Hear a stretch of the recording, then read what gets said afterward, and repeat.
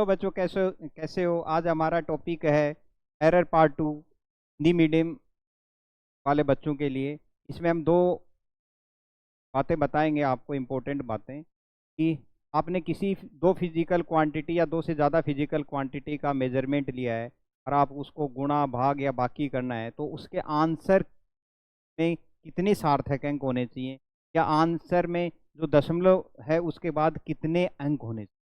तो बेटा, जब भी किसी फिजिकल क्वांटिटी को, दो फिजिकल क्वांटिटी का जो मेजरमेंट आपने किया है और उसका कभी आपने मल्टीप्लाई कर रहे हो या डिवाइड कर रहे हो, तो पहले फर्स्ट मेजरमेंट में सिग्निफिकेंट फिगर लिख लो। जैसे फॉर एग्जांपल फर्स्ट में सिग्निफिकेंट फिगर कितने, 3।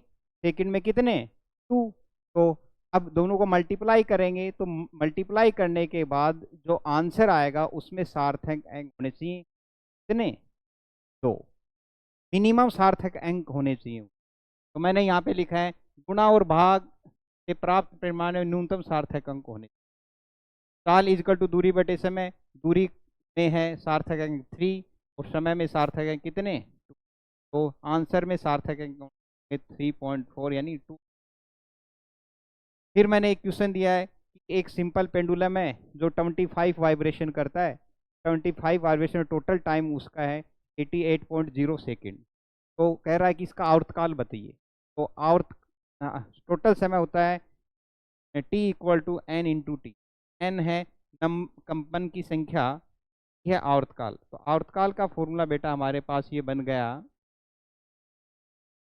T upon N. टी की वैल्यू दे रखी 88.0 और जिसमें सार्थक है 3। 75 एग्जैक्ट नंबर है।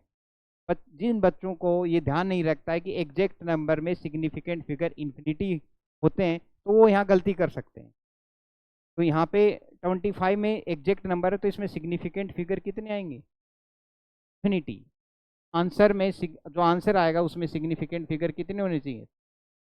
ओके, तो मैंने यहाँ पे एक स्पेशल पॉइंट लिखा है, भिन्न भिन्न भौतिक राशियों के गणितीय सूत्र में सटीक संख्या या एग्जैक्ट नंबर में सार्थक अंकों की संख्या अनंत होती है।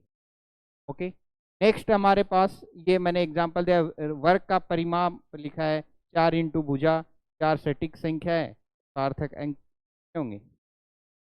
ओके, नेक्स्ट सेकंड रूल है बेटा,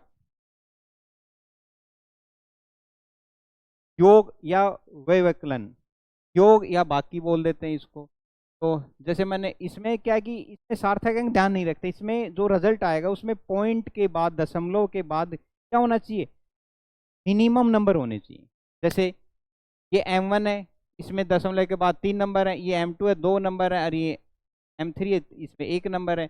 अब जो मास का हमने मेजरमेंट किया, अब 3 मासेज को हमने जोड़ा, योग किया, तो आंसर आया हमारा 1.227। लेकिन इसमें दशमलव के बाद 3 नंबर है, लेकिन आंसर में कितना होना चाहिए, 1 नंबर होना चाहिए। ओके, तो हमारा आंसर होगा 1.2 ग्राम। Thank you.